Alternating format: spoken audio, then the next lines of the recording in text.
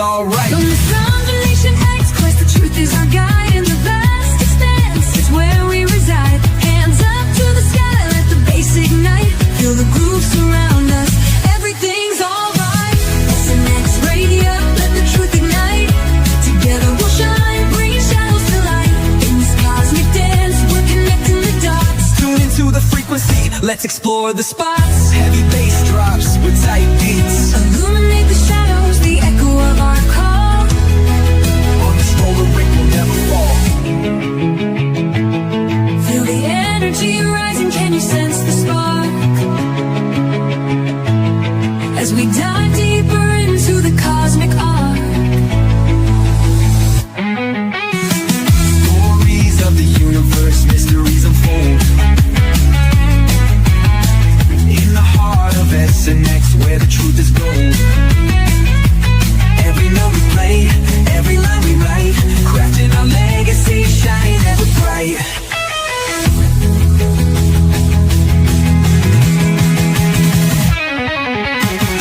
SNX Radio, let the truth ignite. Together we'll shine, bringing shadows to light. In this cosmic dance, we're connecting the dots. Tune into the frequency, let's explore the spots. Here in the spotlight, we're taking our turn. With the fire in our hearts, let the passion burn. SNX Radio's call, ringing through the air. Together we rise, together we dare. So join us now, let the rhythm flow. With SNX Radio, we're ready to go. Unraveling the mystery side by side, we stand hand in hand. In this dance of truth, let the story expand.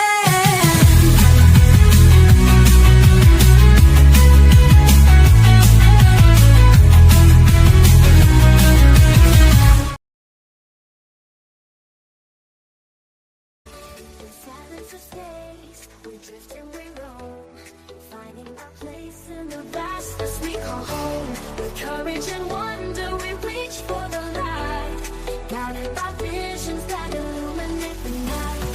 Mystery cloaked in the past unknown, truth and discovery seeds we sow. In the starlit wonder, we seek the key to unlock the secrets of our galaxy.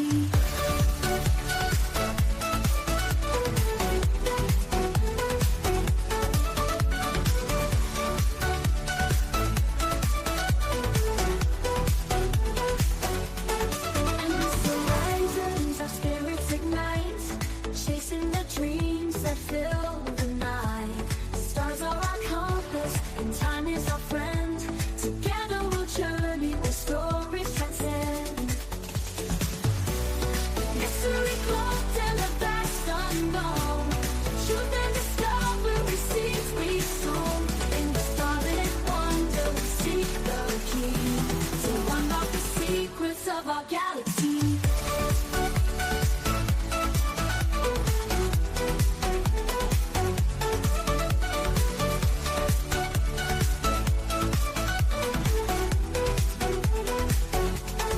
And with the horizons, our spirits ignite, chasing the dreams that fill the night. Stars are our compass, and time is our friend. Together we'll journey where stories transcend. Mystery cloaked in the vast unknown, truth and discovery seeds we sow. In the starlit wonder, we seek the key to unlock the secrets of our galaxy.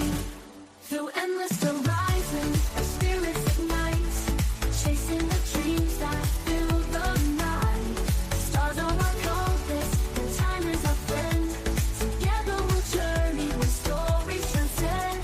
Through endless horizons, our spirits ignite, chasing the dreams that fill the night. Chasing the dreams that fill the night. A symphony nights, we weren't not made. A simple name, a wonder, a secret key to unlock the secrets of our galaxy. Voice and dove with the cosmos whisper our name. A symphony of wonder under your celestial night. In the deep glassy moment, our wisdom grows. In the dance of the universe, the truth flows. In the quiet of the night, we dream and fly, with questions that echo through an endless sky. Bound by the stars, our story unfolds. In the universe, our destinies are told.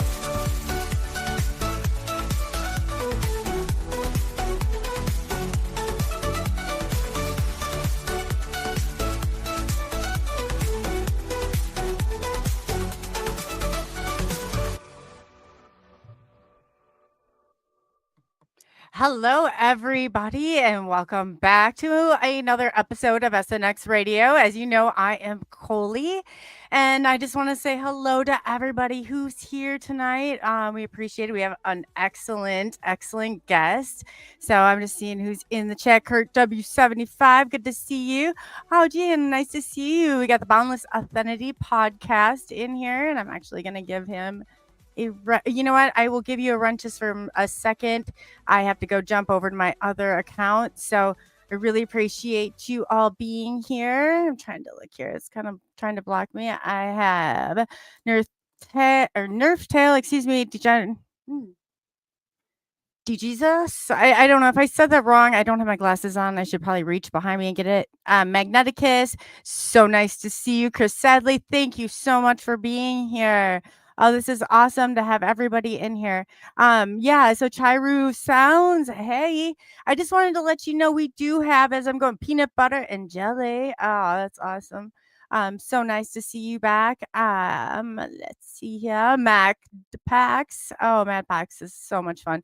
He had some great one-liners the other night. It was excellent. Robin Ray, welcome to being here. Thank you. Let's see. And if I missed anybody, I do apologize, but I do like to acknowledge a chat. Everybody out there who is holding one of those wrenches, I greatly appreciate all of your work and your efforts. And I just want to let you know we're trying to get a chat going on Facebook. That doesn't mean necessarily you have to be on Facebook. If not, I'm going to drop my email in there for you. But what I wanted to tell you is we have a jam-packed Thursday also. We're going to have Corey Good on with James Gillian, and they're going to be talking some, and Twitter, Corey Good's going to be announcing and talking to you guys. We're going to be setting some records straight, going through a lot of stuff. So I just want to make sure that the mods in my chat are well aware that you guys might have your hands full tomorrow night, but nothing too crazy. Just go ahead and get in contact with one of us, and we'll get you what you need to know. So other than that, welcome X, welcome Facebook, welcome YouTube, welcome Kick. We have a very, very exciting guest. I'm going to get back to him tonight. And yeah, it's going to be exciting. It really is. This is definitely a favorite. And as soon as, let's see here, and we can just go right into it. We have Vic Cundiff, or Vic. Oh, I know I know I'm pronouncing this wrong because Jessica Jones was trying. Cundiff, excuse me. So with Vic, we're going to go into, he's got so much stuff going on here. I just want to get into, and you know what? Of course. No, I think that where I have it is now blocking me from seeing it. So you know what? While I'm getting this fixed, Vic, you deserved a huge warm welcoming from me and your bio read. But apparently once you go live in the place that I'm looking at, it locks it up. So without further ado, I'm going to let Vic come on stage, and he can tell you all about himself and some of the exciting things that he does. So Vic, welcome. I do apologize for that. And I thought I could use YouTube to read your bio, and apparently once I started my video, it would no longer let me do that. So well, you don't need to apologize for that, but what you do need to apologize for is cutting that intro when you did. Maybe I wasn't done singing along to it. Oh, really? You're one of the few. Usually I wrote it, but AI sings it, and that's like, with people are like, it's AI, and I'm like, but I wrote it, if that makes it feel, just a little bit better. But no, you're jamming back there and enjoying it. I appreciate that. I like your intro. Oh, thank you very much. I didn't realize you were a Supergirl, just moonlighting as a podcast host. Right. Huh. The many talents. Yeah, I said I have talents. It's that, and I can eat like really, really hot food. It's the stuff that really nobody else wants, I think, that I got. But yeah, it's I appreciate that. I do, definitely. And speaking of talent, and Dogman and all the stuff that you're doing in the community with Bigfoot, I always wanted to ask you on how you got into this. Like, what sparked your passion, and how did you take this direction with things? I mean, you're amazing at what you do. Well, thanks for saying that. You're giving me too much credit, though. To answer your question, back in 2007, 2008, like a lot of people who are into the whole Bigfoot thing, it just clicked in my head one day that, you know what? I'm on the internet all the time. I should try to take a look around and see what I can find on Sasquatch, because I've always been really interested in the topic. Well, it didn't take long before I found out that there are a lot of podcasts out there that you could find on Blog Talk Radio. Every night of the week, there is a new Sasquatch podcast that would come on week in, week out. So I started listening to them on the regular, and my favorite one back then was a show called Campfire Shadows. And on Campfire Shadows, the main host was a gentleman named Jim Bear Grant. And Bear, he used to go out on outings all the time in the woods with another gentleman named Tim Coonbo Baker. Well, I'd been listening for some time when all of a sudden one night out of the blue, Bear announced that he wanted to step away from the show so we could spend more time in the woods. And that didn't really surprise me. I've always known how much he liked the woods. Well, when he made that announcement, it wasn't long afterwards that he said, well, if I'm going to be leaving, we need to find someone to take my place. And I'm thinking, wow, I wonder who is going to take his place, because he was a huge part of the show. Well, he went on to say the person I think who should come on and fill my shoes is Vic Cundiff. And when he said that, I thought, what? He never even took that up with me. I thought, you've got to be kidding me. I can't do this. So after the show, he actually reached out to me and asked me about it. And I told him, I don't know, I'm going to have to think about this. So I thought about it and got back with him and told him, yeah, I'd like to give it a swing. So I did.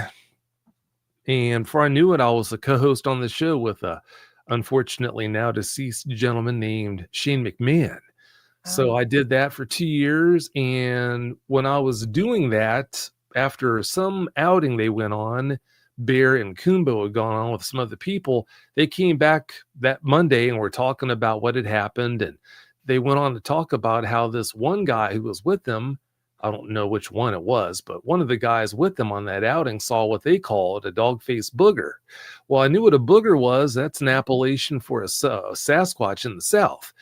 Well, when they said dog-faced booger, I thought, what are they talking about? So after the show, I got with either Bear or Coonbo, I can't remember which one, and was asking about that. It's almost been 20 years now.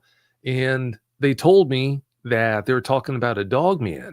So I looked into the whole dogman phenomenon, and it didn't take long at all before I realized, okay, look, if you have a traumatic encounter with a Sasquatch, you can almost go to your corner grocery store and get help from someone. But if you encounter one of these dogmen, who do you go to for help? I thought, you know what, there's a real need here. So years later down the road, I put the pieces in place to bring DogmanEncounters.com online. And then about a year after I brought DogmanEncounters.com online, I aired the first episode of Dogman Encounters Radio in, it was August 22nd of 2014. And I've been airing weekly episodes since, and we're already up to episode, 606 now. So it's been a wild ride. That's amazing. Yeah. So on one of them, you're over 500 episodes, and the other one over 600 episodes. That's amazing. Yeah, it is. Yeah, Bigfoot Eyewitness Radio is on episode 507. I just published episode 507 of Bigfoot Eyewitness Radio. Bigfoot, I never saw it coming, but Bigfoot Eyewitness Radio was averaging right around 100,000 downloads a month. That's congratulations. That's thank awesome. you. It's only available in podcast format. And yeah, that's just strictly podcast downloads, unlike Dogman Encounters, which is available in podcast format and on the YouTube side. But yeah, over 500 on Bigfoot Eyewitness Radio and over 600 episodes in on Dogman Encounters. And Just recently, I started producing a new Dogman podcast called Dogman Tales, which features fictional Dogman stories. So it's been a wild ride. Yeah. Wow, that's exciting. That's exciting. I bet you see all sorts of things or met all sorts of people. Do you do a lot, I guess, with your websites when you were talking before, are those a place where people can come with, if they've had a sighting, or can you kind of tell people, because I heard you say before that it's like, Bigfoot, they can basically go down anywhere and get help with it, but it's some of the other cryptids that you can't necessarily do that with. That's right. Yeah, I don't help people with their Sasquatch encounters. There have been some bad ones that from time to time I've helped eyewitnesses with, but yeah, I don't make a point to help Sasquatch eyewitnesses because there are tons and tons of other people out there who specialize in that, who know so much more about Sasquatch than I ever will. But on the Dogman side, yeah, that's my bread and butter. I help counsel people who unfortunately have had traumatic encounters with dogmen, and I happen to also produce a podcast called Dogman Encounters Radio, where some of those eyewitnesses who want to come on and put their stories out there for the public can. A lot of people think, okay, yeah, that's Vic Cundiff. He hosts Dogman Encounters Radio, which is true, I do, but that's not what I'm all about. The main thing is helping the eyewitnesses, the Dogman eyewitnesses. That's awesome. That's awesome. So what is your connection to all this? How did you get involved and decide like this was your niche in life? Well, it goes back to Campfire Shadows. When I was asked to host that podcast, to co-host it, I started doing that. And when I found out about Dogmen, I just hit the ground running. And I did take some years off between the last episode of Campfire Shadows that I co-hosted, and of course when I aired the first episode of Dogman Encounters. But that's how I got my start. Yeah, that's awesome. Have you ever encountered Dogman firsthand? No, I haven't. I've never had a Dogman encounter, but I think I've been pretty darn close to Sasquatch before. I've got 2 potential sightings. I'm not gonna go there and say I'd have definitive sightings, but I've got 2 experiences that involve potential sightings that I could tell you about, and you can make a decision from there whether we're talking about Sasquatch that I did see or not. But about 40 to 45 years ago, I was deer hunting, and I'm convinced I had a 1,000-pound Sasquatch literally just feet behind me. That was pretty intense. That was my first experience. That's amazing. So you kind of understand. So you get to hear all of other people's testimonies then, and then kind of is that, in your show and helping them tell their story or telling their story. So what are some of the most fascinating stories that you have encountered, I guess, in your career? Wow. Well, understand, I mean, I've spoken with probably easily north of 4,000, maybe even 5,000 Dogman eyewitnesses now. For some time now, it's been to the point where I don't even bat an eye if I have 3, 4 brand new encounters coming in from Dogman eyewitnesses I've never spoken with a day in my life before. Some days when it's crazy, I've had as many as 7 or 8 brand new Dogman encounters come into me that came from people I've never spoken with ever before. So the volume is just ridiculous. So it's really hard to point to this one or that one and say that this is the most traumatic or even at the top of the list. But I can name some that definitely move the needle, and they're pretty darn close to the top of the list, I would say, if you'd like. I would love to hear about those. Well, actually, earlier this afternoon, I'm not going to reveal the details of his encounter, but unfortunately, I spoke with an eyewitness who his encounter, it's pretty much the definition of a red line Dogman encounter. Oh, wow. Unfortunately, he vomited right before I called him for our first conversation this afternoon. Wow. Yeah, it was a bad series of encounters, but he was really a mess. But thank goodness he's doing fine now. He's not quote unquote cured, but he's much better now. And that's why I do what I do. As far as encounters I can share with you, A few of them come to mind as particularly bad encounters. One of the They most don't have to be the bad ones, just the most profound, I guess, are the most are all Dogman. The closer they are, the worse they are. I see. I don't know enough yet about Dogman. I have a few other, but yes. Oh, and before I forget to tell you, Jessica Jones absolutely loves you, and she wanted me to send it. She was on the show last weekend, and she wanted to make sure that I told you hello and that you're one of the best. She says. Well, she's great herself. She's given me way too much credit, but no, I love Jess. She does such a great job. She really does. And Yes. I'll tell you what, does she work or what? She's busy. Oh man, that girl's. When I was on Spaced Out Radio After Hours, she was on her own show with Dave Scott, who Spaced Out Radio. So we'd always see each, we're always a close group, but we'd have meetings and things like behind the scenes. And I was like, just to see her career and how far she's gone, she's like boots on the ground, going and doing this. I said, I'm so proud of her. I really am. She's doing wonderful work, absolutely wonderful work. She really does. Yeah, she really does. Good people too. Yeah, definitely. Yeah, so I wanted to tell you that before any further, but yes, by all means, go on. Like I said, I don't know if all Dogman. I've heard different things, like with the cryptids. Like, is it the closer he is, the worse off sometimes people are, or is it like, can they have, is there a spectrum like through the good? Like, there's some good Dogmen, some not so good, or I guess set the stage for us. Well, I've never spoken with anyone who had an encounter with what I would consider to be a good dog man. Definitely not altruistic dog men out there, but yeah, there have been dog men who they could have ramped things up a lot more than they did. And in a way, when it comes to dog men, I guess that's kind of a good thing. But normally by nature, you either get totally neutral, they're indifferent to you, or they go out of the way to try to mortify you to within an inch of your life. Oh, wow. So, yeah, that's one of the many unfortunate things about them. Some people, to answer your question, some people have had some really traumatic encounters without the dog man being right up on them.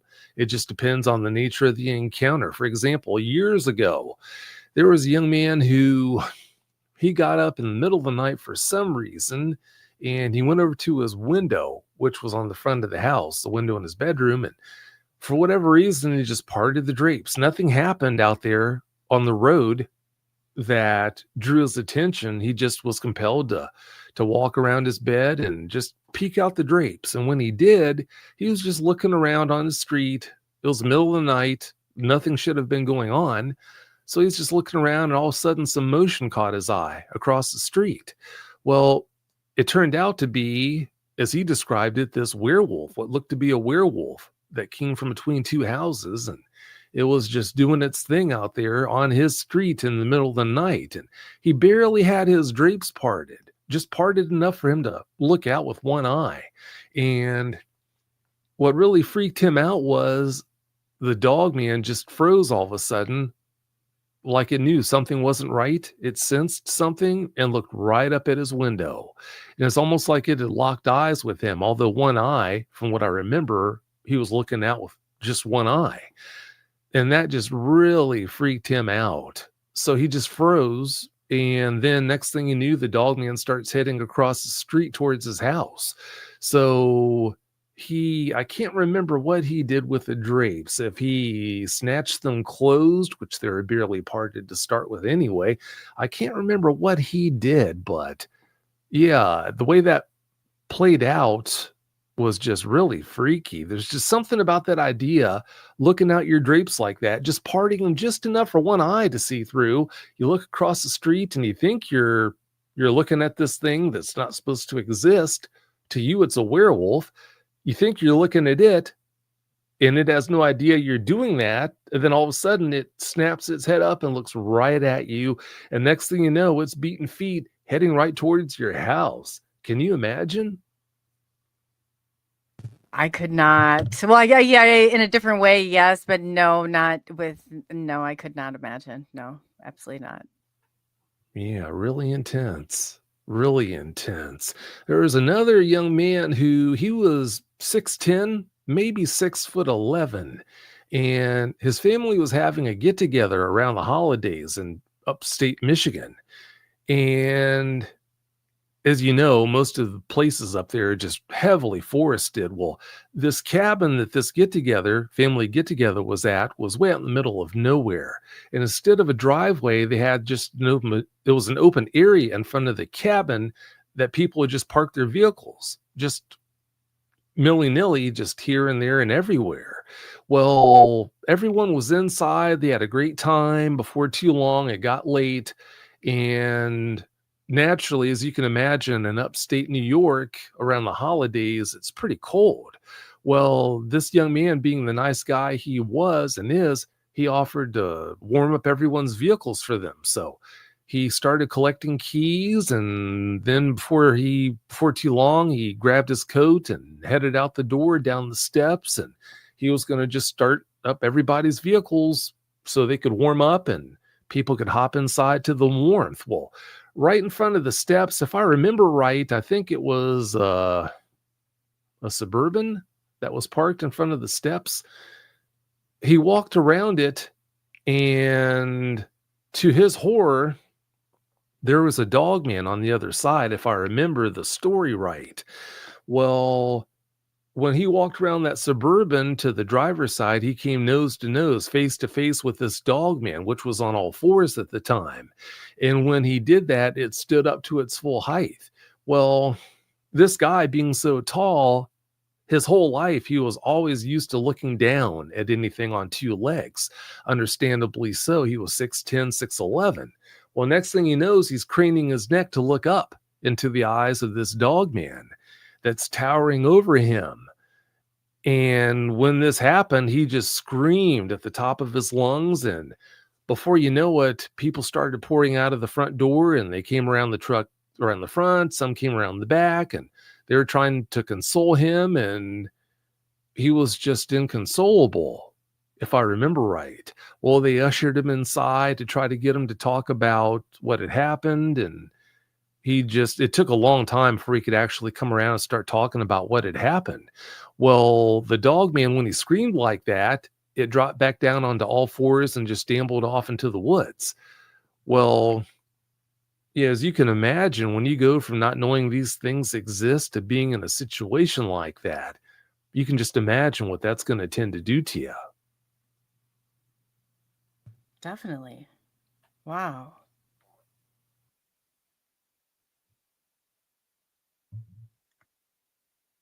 Did you cut out? I wasn't sure. No, not at all. No. No, I can't imagine what some of these, like, in really just coming encounter and being that close encounter with something that had people before. Was it something that kind of built up, or were these people that never had come in contact with anything like this before in their life? I can't remember if they had ever come into contact with anything else, but as far as Dogmen, yeah, first encounters with Dogmen. Wow. So in your research with Dogman, I guess in finding out like kind of what his traits are, or I know it seems like the more I get to know, it's like Daryl Denton and Bigfoot, and I talked to Jessica Jones, and I like her things going on, and all of it. It seems like they have a little bit. There's a separation between cryptids, obviously, with the Dogman and with Bigfoot and with some of the other ones that are out there.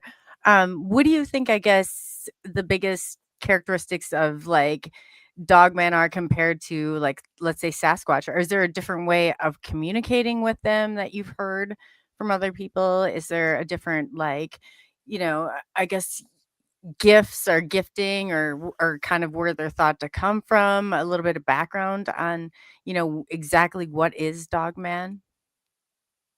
Well, as far as what a Dogman is, that's $1 million question. No one can tell you definitively what they are.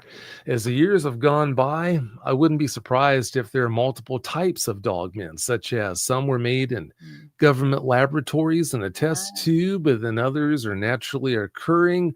Maybe some Dogmen are from the ether. They're supernatural beings, spiritual beings. It's really hard to say, but when you do what I do for nearly as long as I've done it, it's only natural after talking with so many credible eyewitnesses who reported things that could only be explained away by them seeing a spiritual being. And then other very credible eyewitnesses, they report seeing things that point soundly towards the dogmen they encountered being flesh and blood creatures that are out there trying to make a living. And then others, it would appear that we're talking about government operatives, dogmen that were made in a test tube in a lab. So it's really hard to nail down exactly what they are. All we can do is guess at this point. But for anyone who doesn't know, has never heard the term dogman before, they can range in height. Well, juveniles can be very small, but on average, when it comes to dogman reports, the height range normally runs from about maybe 6 feet tall all the way up to 12 feet tall. So there's a really big range there, but they get huge. What they look like, they've got a lot of variances to their appearance. They can look as unassuming as a timber wolf that has the ability to stand up and walk around on 2 legs. They can look like the worst nightmarish werewolf out of your worst dream, basically. So they have a lot of different looks. Some look like some kind of a hyena type creature that can stand up and walk on 2 legs. They have other looks besides that too. Some people will tell you that the dogmen they saw, they look just like the werewolves out of the underworld movies. Others say the dogmen that they saw look like the dogman from Bad Moon and other werewolf movies. So yeah, they have a lot of different looks. We have a question from Spiderbite. She wants to know if you've heard of them hurting anybody. Yes. Hurting people. Okay. But I know you did kind of answer that, but I guess, and two, how often that they come and encounter, have you found, like statistically, could you throw that out there? Or is it most all of them? well, I'll put it this way. Over the years, I've safely spoken with definitely over 3,000, probably well over 4, possibly tickling 5,000 dogman eyewitnesses. The grand total of credible eyewitnesses I've ever spoken with who told me about ever being intentionally harmed by the dogman or dogmen they encountered is a whopping 7, 8, or 9. So that right there tells me definitively these guys are not wired to rip you apart as soon as the opportunity presents itself. Unfortunately, there are too many podcasts out there that are a lot more interested in just putting content out there to get views than the truth. Everyone who does this knows that fear sells. So if you're going to make up stories, the more frightening they are, the more people are going to watch them.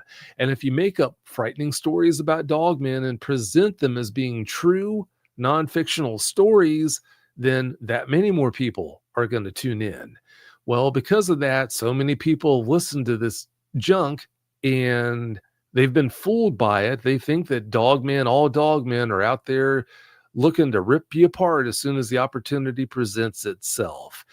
And I'm here to tell you that's definitely not the case. If I would have only spoken with 20 eyewitnesses, that'd be one thing. My sample size would be really small, but I mean, I've spoken with thousands upon thousands of people who were caught dead nuts to rights by dogmen, but allowed to leave the encounter without a scratch. So that right there tells me that they can't be wired to rip you apart as soon as the opportunity presents itself, because if they would have run into a creature like that was wired that way, the people wouldn't be around. Now, I'm never going to say that dogmen are never dangerous, that they're ever safe to be around. I'll never say that, because you name one critter out there that doesn't have any dangerous examples.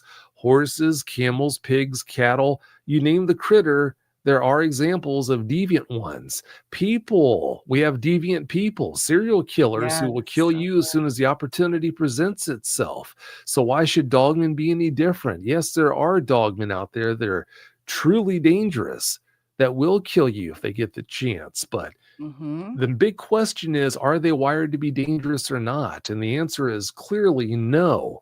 And here's something that's really hard to wrap your mind around, but it's clearly the truth when you think about the math. If you took 400 people, well, use my example. If you asked 4,000 people who had directly interacted with cattle, okay, how many of you have been intentionally harmed by the cattle you've interacted with, by any of the cattle you've interacted with? You know the number of yeses would be in the hundreds. Well, if you swap out cattle for horses or pigs or goats, you name the animal, the number of yeses, if you asked 4,000 people that question that had interacted with that species of animal, the number of yeses would be in the hundreds. But if we ask, as far as dogmen go, 4,000 people I've spoken with, if the number of yeses to that question are only 7, 8, or 9, that right there tells us, as hard to accept as it might be, you're actually much less likely to be harmed if you have an encounter with a dogman, interact with a dogman, than if you interact with any of the critters that we take for granted as being in existence on a day in, day out basis. Sure. Well, that's interesting in itself. I guess with the 411, missing 411, and a lot of that they feel is attributed to Bigfoot, do you think that Dogman plays a part in that as well? Well, I'm sure they play a part. The big question is how big of a part, because Right. back to the whole deviant example thing. Yeah, I mean, if you have deviant dogmen out there, which I'm sure there are deviant dogmen out there, then yeah, they probably would snatch someone up if the opportunity presented itself. But yeah, clearly that's not a species-wide thing where every one of them would be doing that if they had the No. opportunity. So yeah, to answer your question, I do think the dogmen have abducted people. They are responsible for people who've gone missing like that. But yeah, I don't think by a long shot that that's like a final answer to why there are so many missing 411 cases. Oh, I don't either. I don't either. And there was a time where people could not wrap their head like around them that they were not bad, that there wasn't anything they needed to be afraid of. And they kind of went the wrong way, but now I feel like we have to have a balance, And even like ET, then that's like more my area, that or the paranormal. And to think that there's not negative ET is extremely crazy, But what you said, and I really like it, I think you hit the nail on the head, is I've always said, how much of it is our own government? What part of this is the government? Because along the lines, and if you're not thinking this, then you haven't evaluated it very far. But I guess in hearing that too, like I for one, also think the same way. Like, exactly how much of this is a black budget project? How much of it is our government doing testing? I mean, it always has to sit in the back of your mind. And two, like, you wonder where Dogman, if that wasn't a product of some government test, because we will never know, especially with this cloning and all this stuff that's going on. In the encounters, I guess, too, in the encounters that you've really had the opportunity to dig and do a deep dive in, do they seem to be like interdimensional beings? Do they seem to be like something like maybe an science experiment that really went wrong that's here? I guess, what is your take on some of that? I'm sorry, what was your question now? Oh yeah, it was mounded in there somewhere. No, I was kind of like saying in the beginning, I really thought that when you said the government, you had mentioned that before, that's genius, because I feel the same way in these black budget projects and things like that. I guess in going and taking a step forward on that, in these, like, everything that you have heard in the testimony you have heard, like I said, in all the cases, do you feel this dogman is interdimensional? Or do you feel like maybe it is like something that was created in the, like in a lab, in a black budget project, or something like that? Or is it, I guess, here and we just can't see it? I mean, what is your take on what it is actually that we are dealing with? Well, like I said before, I think you've got different kinds of dogmen. Some are created in test tubes in laboratories, and Yeah. some are from the ether. And I think some are naturally occurring creatures that are born in the woods and just die in the woods. To answer your question about being able to hop dimensions, yeah, I mean, I've spoken with tons and tons of eyewitnesses. As far as the percentage goes, it's very low. But I Okay. have spoken with quite a few eyewitnesses, credible eyewitnesses, who've reported seeing dogmen do things like phase in and out of existence. So apparently some of them can do that. That's amazing. That's amazing. And I'm sorry that I'm asking such juvenile questions here on Dogman. And I love, and I've gotten into the whole Sasquatch, Bigfoot, and other cryptids, but I'm looking forward to learning more about it from you, because I am finding in what I thought, going into even Bigfoot, what I thought some of the, things they weren't really what they were, and it's kind of like I'm trying to understand it from an expert's perspective, and how you explain this to somebody, or what this, if let's say I were to encounter it, or somebody were to come back on, that did do this type of research, like, and things like that. Like, I like to know if somebody's being honest or if not. So I'm trying to learn, like the audience is. I'm sure that we have Kurt W75 in there, and he follows a lot of your work and a lot of the Bigfoot and the Dogman stuff. But yeah, I'm trying to get in there and really get in to understand and to know it. So I thought, if no one better but you to help me. You've got such a wonderful rapport, and everybody just has ranting and raving things to say about you. So I thought you'd be the man to ask. Oh, thanks. But you called me an expert earlier. There are no such things as experts in the whole Dogman world or Sasquatch world. There are people who know more than others about these guys, but yeah, you're giving me way too much credit, because there are no experts. But yeah, just Well, doing I the guess best I can. if I were going to go to somebody who had the track record that you had, that I appreciate it. I appreciate it. So you do these shows, you get on there. Do you talk to the people, like the families, that before you go on, or what's the process there to get to know and understand the story of or is it somebody who's maybe made a report through your website? Well, for the Sasquatch side, I don't. I don't do any pre-interviews, any conversations. I just prefer to go in blind and record the shows. I want to find out how many sightings the guest has had, but outside of that, I don't actually speak with them on the phone or anything like that. On the Dogman side, now every eyewitness that contacts me, I have a lengthy conversation with. My longest conversation with an eyewitness was like 5 hours, but yeah, how long the conversation is based solely on how much help I think they need. Some people who have had one encounter with the Dogman that's not that traumatic, they don't really need that much time.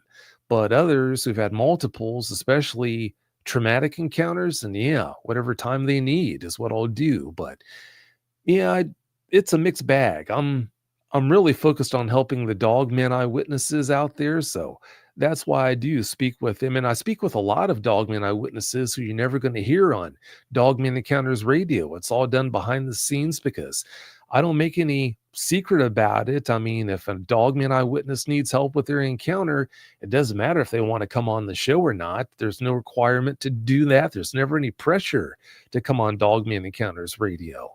I'm in this to help the eyewitnesses, and I also happen to produce that podcast, Dogman Encounters Radio. That's awesome. So you actually get on there on that side of it with the radio, and you're telling it with them. They're with you on air talking about it. Yeah, I actually do an interview on the podcast. Okay. What I do is I'll ask about 10 minutes or so worth of character building questions. So that way the listeners, once I do ask them about 10 minutes in, all right, whatever the person's name is, please tell us about your encounters now. Give us every last detail that comes to mind. Once I say that, it's not some stranger they don't care about, they feel like they don't know a thing about, who's talking about their encounters. They're going to say, okay, well, that's Mike, or that's Jan. They feel like they somewhat know them. So that's why I ask about 10 minutes or so worth of character building questions. And then after that, I ask them to tell us about their encounters. And then after they put their encounters out there, then I ask questions about their encounters. So that's basically the format. Okay, that's awesome. So you get them on there, and then you're able to get that testimony out of them. That's awesome. That's a great way of doing it too, making them feel comfortable. I'm sure it's not an easy topic to hit, especially, going through. I'm sure a lot of them, it's their first time encountering it. They're a lot of usually they pretty scared by what they saw, or they're like thankful to be alive, or just confused by what happened, or because I guess in seeing if I saw I don't know, a possum, I'd be just like up on a tree, probably higher than whatever. They'd need the fire department to get me down. So how do people, I guess, how do you find they digest what they saw? Or do you find like there's a panic of some sort, or disbelief, or I guess what is usually your typical when after you get a call like that? Is it mostly like they're kind of frantic? What have I seen? How do you, things like that? Or what's been your experience in there? Oh, it runs a gamut. Some people, they just take it in stride and deal with it pretty darn well, and others are really torn apart, and understandably so, by their encounters. It just really depends on their mental makeup, how prone they are to being really traumatized by such an experience, which most people are when they see what they think is a werewolf. It's understandable that it's going to hit them that way, but Oh yeah. it really depends on their mental makeup, what the dogman did in the encounter, or dogmen, as it sometimes happens in the encounter or encounters. It really is a mixed bag. Like I said, some just take it in stride pretty well. Others are just, the first conversation, I mean, they are just wrecked. I told you about the guy this afternoon who vomited right before I called him. He was so shaken up about his encounter, and I understand why. If you listen to his show, yeah, you'll understand why he was so distraught by it. But why I do this is, by the time we were done with the conversation, he was in a good mood, he was in great spirits, and he was ready to go. Can I say he was healed? No, he wasn't healed, because it takes time. I told him, I said, look, we had a good conversation here this afternoon. I want you to think about what I shared with you. Let it sink in. Just kick it around in your head, process it, let it sink in. And I'm thinking, so-and-so, his name, I'm thinking that in just a few days here, you should be in a really good place. And by the time I hung up, I'm not sure who was happier, him or me. You're wonderful to talk to. I can't imagine, like, you're talking about, building a rapport, so they try. You're just by having you on, I can imagine, and it's soothing. Your voice is so soothing. I'm sure you've heard this before, but I just, wow. And too, I give you a lot of credit. Like, this isn't an easy topic, especially like, in this area that you really took it on and embraced it and doing stuff with it. That's positive. That's amazing in itself also. Well, thanks for the nice words. I just feel blessed to be in a position to be able to help them. I mean, you're talking about an encounter, an experience that so many people have, that where do you go? I mean, in day-to-day life, no matter what kind of an experience you have that's ailing you, for everything, it seems like there's an answer. Okay, well, I hurt this body part, go to the doctor. This happened, well, do that to fix that issue. But if you have a dogman encounter, when you have that, most of these people don't know anything about dogmen. They're just at a total loss. They don't know where to go. They think they're doomed to live the rest of their lives traumatized by this most traumatic experience of their lives. So when they find out there is someone out there they can turn to who has dedicated his life to helping people come to terms with their dogman encounters, when they reach out to me and I'm able to speak with them and make things right, make amends, then yeah, I mean, that really makes my day. It's something that makes you lay in bed at night and you just look at the ceiling and you're smiling and thinking how blessed you must be to be in a position to be able to do that. I mean, I really think this is my calling. I really do. I do too. I do too. There's nobody else I absolutely do. I do. Yeah, that's amazing when just to have that and know your direction and you're so good at it too. Have you ever had any cases where you're like, I need to call an outsider, like this is over my head, or this is an extreme case where you need some backup on it? No, I've never done that. I have asked eyewitnesses, and I do this on the regular. I'll ask them after our conversations, Do you think you'd feel better if I put you into contact with another Dogman eyewitness who had an encounter similar to yours? Similar place, similar state, the same state, sometimes same location. Would you feel better if I put you into contact with an eyewitness like that so you two could compare notes? And in most cases, they jump at the opportunity. But what I've found, Coley, one heck of a tool when it comes to helping these people come to terms with their Dogman experiences. It's a fact that when it comes to traumatic experiences, it's all about exposure if you want to get better and come to terms with it. If you have arachnophobia, for example, fear of spiders, what are they going to do if you seek help with it? They're going to take you in, sit you down, have you, whatever clinic you go to, have you watch all these educational films about spiders to help you learn about them. And then after you've done that, once they think you're ready, they're going to have you hold your palm out. They're Yeah. going to put a tiny spider in the palm of your hand and just have you hold still while that tiny spider is in the palm of your hand. So you can just sit there and watch this little spider, and you're going to be totally freaked at first. But as time goes by, you're going to see, okay, well, I'm sitting here. The spider's there on my palm. Nothing's happened. I haven't blown up. The Exposure spider hasn't. therapy. I was a therapist. That's right. That's all it is. Oh, It's it's so uncomfortable. exposure. And then after a while, they'll take that Yes. spider off your palm. They'll bring a bigger spider in when you're ready and just graduate you Mhm. up and up and up. And just from exposure, once you're done, they'll have a tarantula in the palm of your hand. Yeah. Basically, you've been cured of that issue through, guess what? Exposure. When it comes to these Dogman eyewitnesses, yeah, I just use exposure. The more they talk about it, in almost every case, the better. Now, there are people who, due to their mental makeup, talking about it's not going to help them. But in almost every case, it does help. It does work wonders. So, yeah, I use things like that to help them come to terms.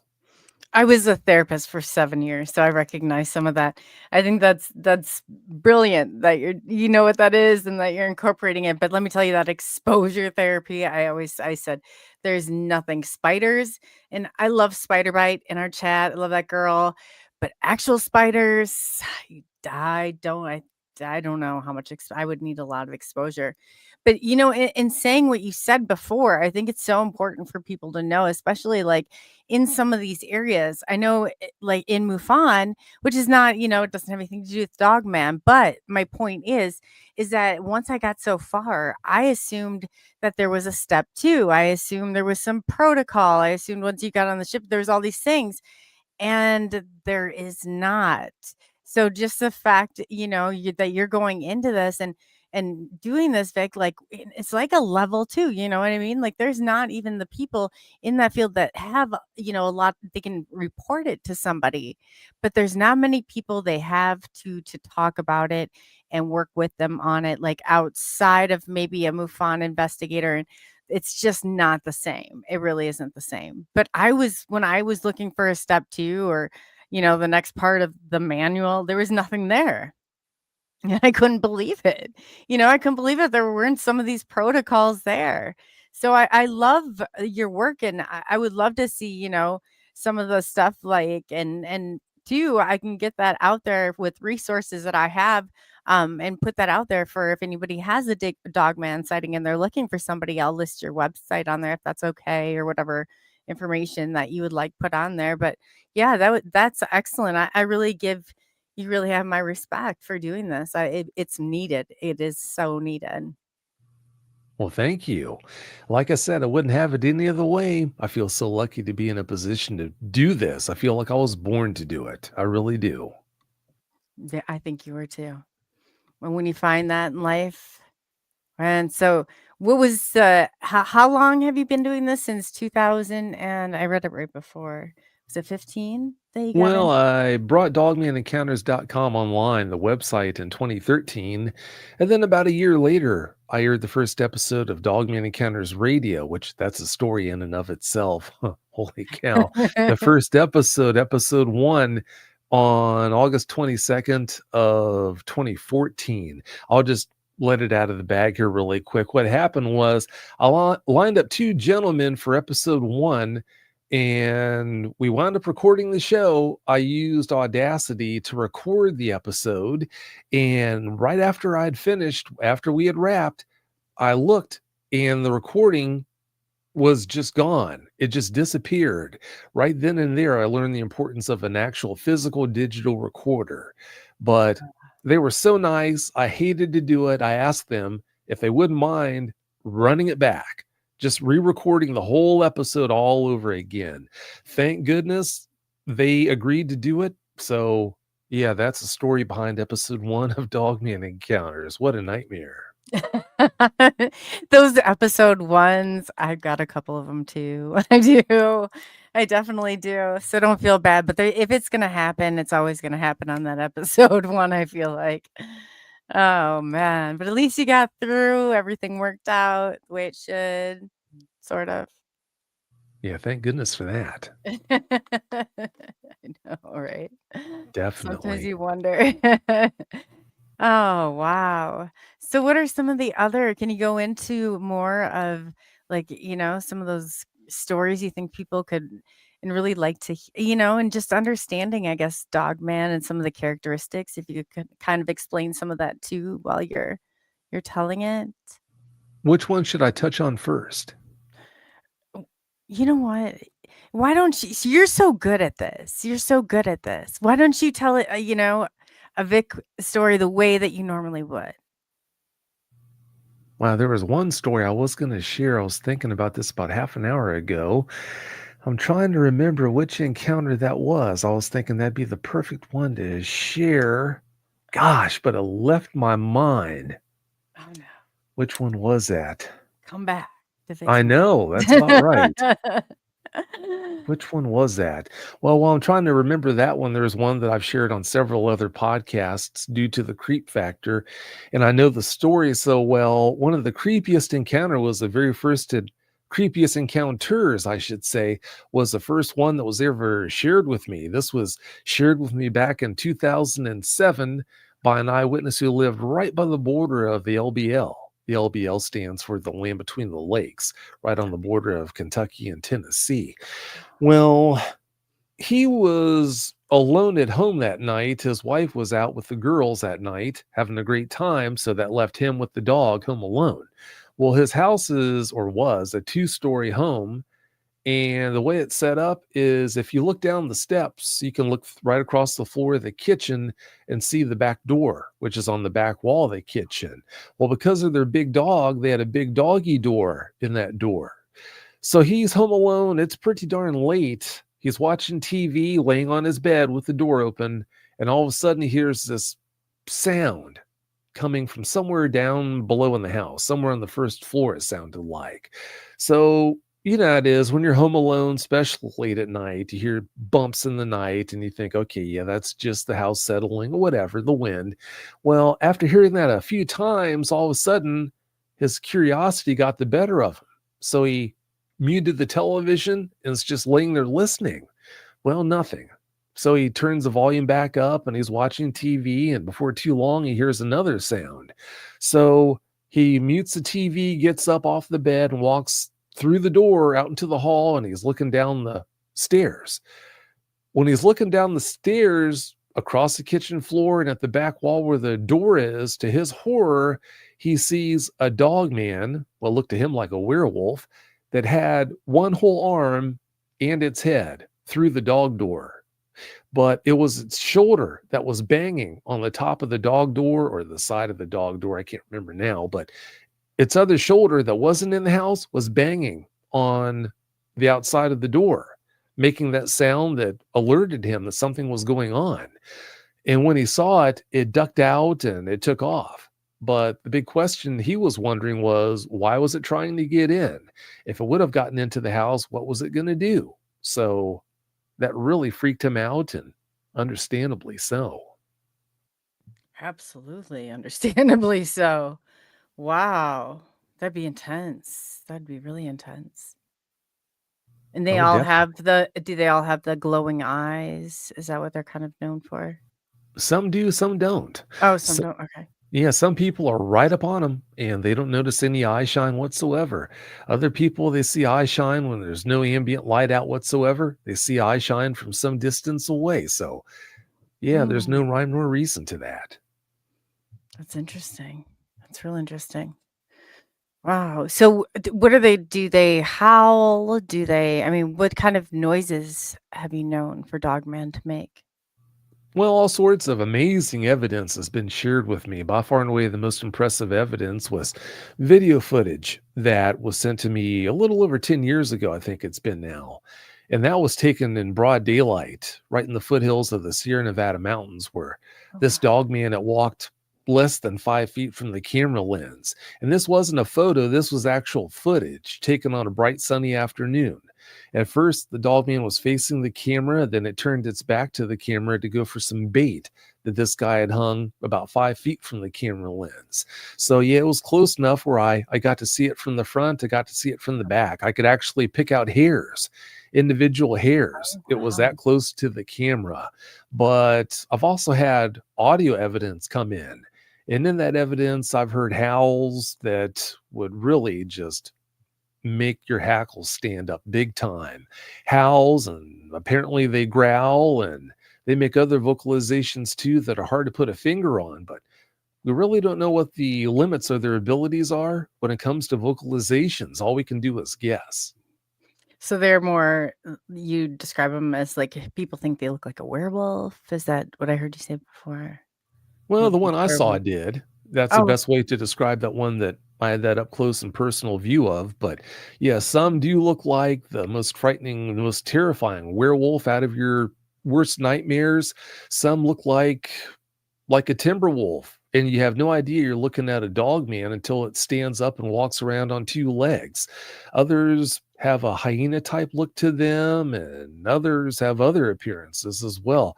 There are it would appear there are at least 7 or 8 variants to the whole dogman category out there, canine type dogmen. oh, So wow. there are a lot of looks. So that's good to explain to people because we don't know. They might be from all over. And as Vic said earlier, some of these might be government projects. Some of these might be, from here, there, wherever that, you're not just automatically so supposed to assume that they're good or bad, but just proceed with caution is what I heard Vic say, I guess, in paraphrasing. But yeah, I mean, we don't have to go on some fear tactic or scare tactic, but do be careful if you do encounter anything like this. And definitely, if you know a professional, seek a professional. If you need you have any questions you need answered, or if you needed any sort of advice, definitely check out Vic's website, and that's in the description too, and we'll get it from him at the end. So yeah, I think that would be an excellent resource for people to have. Um, too, I guess. How do people do they go out looking for Dogman? Because I heard, is it Martin Groves? Is that who the Dogman or who had been encountered by a Dogman that was with his friend that got hurt? Is that Have you heard the story? I think I heard that story, but I don't know too much about Martin. I've heard his name mentioned, but yeah, I think you're right. I think if I'm thinking right about that, I think he did have someone with him who was actually harmed, but Yes. I don't know for He ended up, sure. I know he ended up passing, but Martin, through the same, I just know from Daryl and having Daryl on. But I was curious, I guess, in hearing that, if you've heard of other cases that have been like that, where people have encountered them and become or gotten sick, or if they know, I guess, in just a two-parted question, if they had, why they had gotten sick. Like, what about that encounter had gotten them sick? It seems like Sasquatch are much more likely to cause that response from people than dogmen, because over the years I've spoken with so many eyewitnesses who've seen dogmen and been so close to them. I can't really think of any that mysteriously had cancer afterwards, a short period after that encounter. But as far as Sasquatch would go, I mean, Shane McMahon is a perfect example of a healthy young man who, unfortunately, after having a Sasquatch encounter, which might not have a thing to do with his cancer diagnosis, Mhm. but He's passed away. There are so many other Sasquatch researchers who have passed away due to cancer and other ailments like that. I think you're a lot more likely to have problems like that, like I said, if you have a Sasquatch encounter than a Dogman encounter. Oh, okay, definitely, definitely. And there are too, it's like life happens, I'm sure along the way, but not everything could be. But I'm just curious as to, because I have heard of a few cases also where there were medical complications. If you knew maybe a little bit about that or what was getting them sick, I didn't know if they got bit, if there was something that they chemically have in them or what was causing it. I guess I was very curious about. I Even think in, it's radiation. oh, it's radiation? I think so, but that's just a Okay. guess. I really don't know. Okay. No, I'm gonna look into that because I think that makes sense. You might be right on that. How about then with Bigfoot? What are they finding in those cases where people are, have some of those things, maybe not attacked, but close to them or close proximity? Is it radiation also? Oh, no, when I said radiation, I was talking about Sasquatch. I think Okay. all these people who had cancer after being in Mhm. at close range with Sasquatch, yeah, I think it's radiation that does that. As far as Dogmen, yeah, like I said, I don't really know of any cases where people are really close to them and Mhm. wind up having cancer issues. I don't really know of any cases like that. Okay. Okay. I understand. Yes. And then I guess we can get kind of talk Bigfoot a little bit here too. In like have you encountered Bigfoot? Is that something that you have encountered? Well, like I was telling you at the top of the show, between 40 to 45 years ago, I think I had 1,000 pounder just feet behind me, way out in the middle of nowhere. In the dictionary next to the middle of nowhere, they probably should have had a picture of this place. But Right. yeah, there's that experience. And then there are two cases where I just might have seen the Sasquatch, but all I can do is tell you what I actually witnessed, what I experienced. I can't tell you definitively what it was that I saw. I No, don't I would like love it to when, hear about those cases. Yeah. sure. Well, the first one, I can't remember how long it's been, maybe 7 years now. The first one, I like to go walking. I like to go way out and just go for nice long walks out in the country. Well, that's what I was doing this day. And there's this bridge that arches up and over this brook in this area where I went walking. Well, I parked the truck. I walked about half a mile to get to that bridge. I walked up and over the bridge across that brook. And then there's this green field that was a short distance from that bridge that I would walk to the green field. And then I just took this path through the field. And I had walked about maybe between a quarter mile to a three-eighths of a mile just through that field, basically, or next to the field. And after I walked that distance, I decided, you know what, it's time to just turn around and head home. So I turned around and I had walked a short distance back towards the bridge when I noticed this subject coming up and over the bridge, too fast to be walking. And the subject, to describe it, was black. I'm not going to say Vanta black, but this subject was black. The green field was about 6 feet tall, so I was still able to see over the top of it, but not by all that much. Well, the way the angles were set up, the bridge was set so that I had to directly look over the top of the green field to see the subject. So as it came up and up onto the higher parts of the bridge, I could see more and more of the subject. And then once it got to the top of the bridge, I could see its feet. Well, it was either the subject was probably taller than I was, so it was probably tickling around 7 feet, or maybe just a little bit under 7 feet. And it was either a subject that was 7-ish feet or so, or just a hair under, with a black sweatshirt on with its hood pulled up.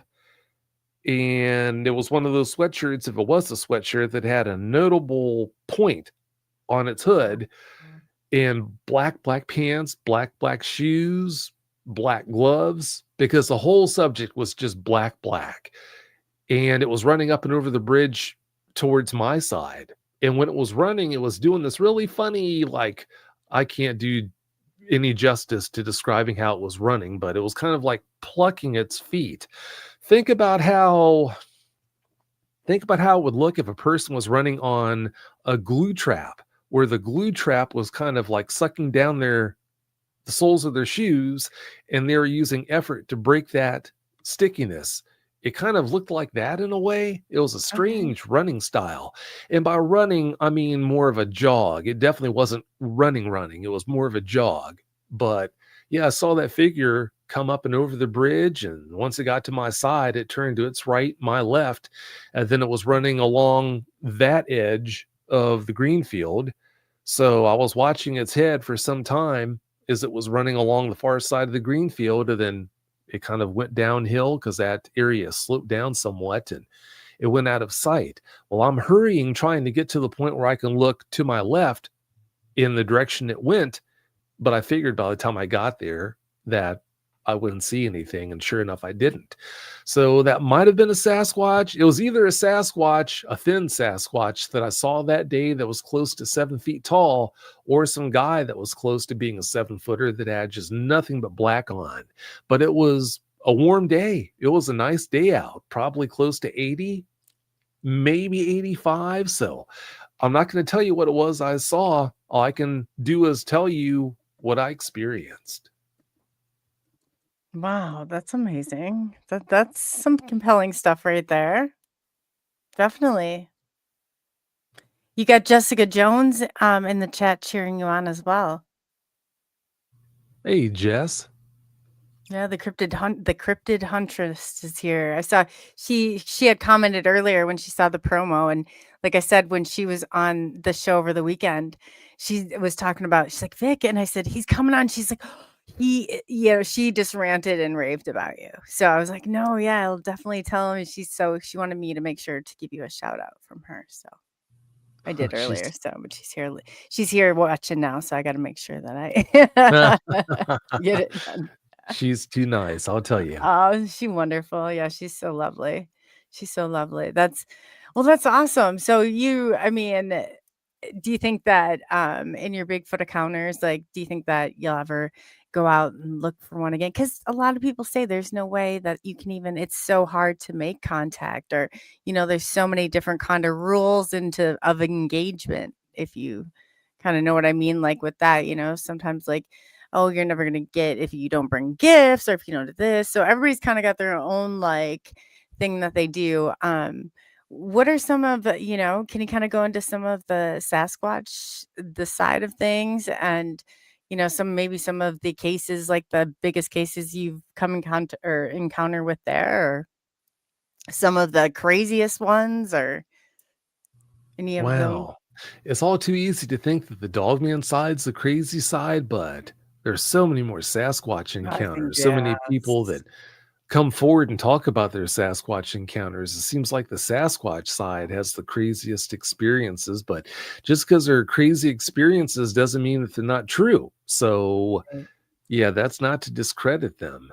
No, definitely. There have been so many experiences that are just really over the top on the Sasquatch side. It's really hard to point to one and say that this one or that one stood out.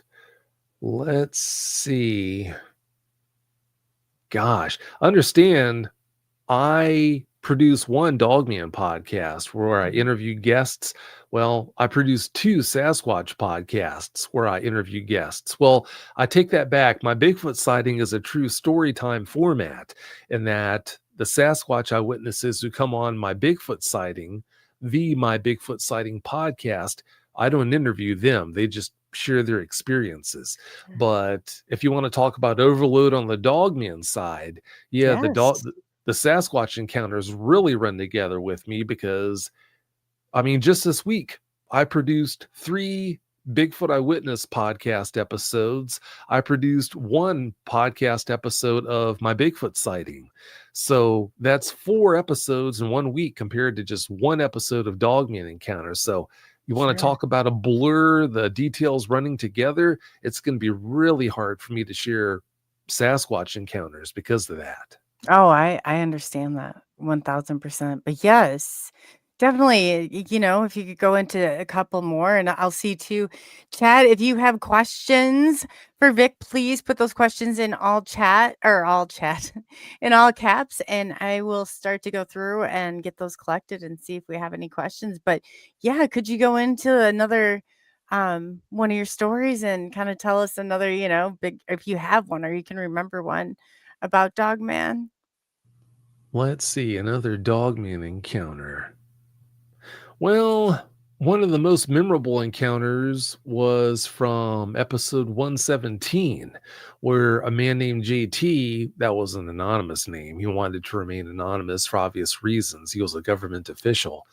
But Oh. when he was younger, he had this hot rod Coronet. That's a Dodge for anyone that doesn't know cars all that well. It's a car that was made in the 80s. I'm sorry, the 70s, I think it was. But yeah, he had this hot rod Coronet that he was driving either to his girlfriend's house from his parents' home or from his girlfriend's home to his parents' house. Pretty late at night, he was driving it through the country, and I guess on his left-hand side, he had a stand of woods, and on the right-hand side, he had this big pasture. Well, there was a pretty bright moon out that night, and as he's just driving along this road, next thing he knew, this shadow that had been up against the tree line that was pretty far away from the road across that pasture, he noticed that a shadow detached itself from the forest and started heading his direction across that pasture at a pretty alarming speed, because he wasn't going all that slow at the moment himself. Well, it just moved on an intercepting course towards his car. And then once it got to the fence, which was just literally on the other side of the ditch from the road, it hopped the fence. And next thing he knew, because it was a summer night, he had his windows down. Next thing he knew, it was right next to his car pacing him. Well, unfortunately, it wound up sticking its head inside the passenger window. And I guess he thought it was trying to get him. It stuck its head through the passenger window. And when it did that, he nailed the gas and was able to outpace it, to outrun it. There was a part of the road where there are a lot of curves up ahead. His whole thing was he wanted to get through that section before it had a chance to catch up to him, because in that area where all the curves were, naturally he couldn't go all that fast. So yeah, that's one of the more memorable experiences. Again, that's episode 117 of Dogman Encounters. Wow, that's awesome. What do people, I guess, when you go through and you talk to them, and do you ever find that they have more than one, or have they called you back, or is it kind of like, does it get like the UFOs or the Bigfoot where you're out building rapport with them? Has it gotten that far, I guess, is a question I have. Oh yeah, I do hear back from people who they contact me to let me know that they have other encounters with dogmen, unfortunately. And if they do, then I just do the best I can. If they need help coming to terms with the new experiences, I just do the best I can to help them with that. But yeah, that does happen, unfortunately. But because I've had so many people come on the show for or due to repeat encounters, I try to make sure people understand that it's easy to think because of that if you have one Dogman encounter, you might be doomed to have another one. But that's definitely the exception rather than the norm. I mean, by far and away, most of the eyewitnesses I've spoken with, they've never had any follow-up encounters with dogmen. But it does seem like there is truth to the fact that if you do have one encounter, it does make you more likely to have another encounter than someone who's never had an encounter to start with. So, in that being said, do you find similarities between some of the people that have had encounters, like characteristics maybe, or just different things that you found out through your own research, or just, in interviewing other people? Oh yeah, you definitely do see similarities. Sometimes because of the nature of the encounters, you don't really find much at all in the way of similarities with other encounters, but it seems like if you're talking with a bona fide eyewitness, and unfortunately after Dogman encounters got beyond a certain size, a lot of people have tried to lie the way onto the show. But yeah, with the true Mm. eyewitnesses, yeah, you're always going to find some similarities there. But it's no different than if you talk with a person who has an experience with a grizzly bear, then yeah, when they're telling you about what they experienced, you know you're going to hear things that you've heard from other eyewitnesses who had encounters with grizzlies before too. Is what you would expect. Oh yeah, I bet.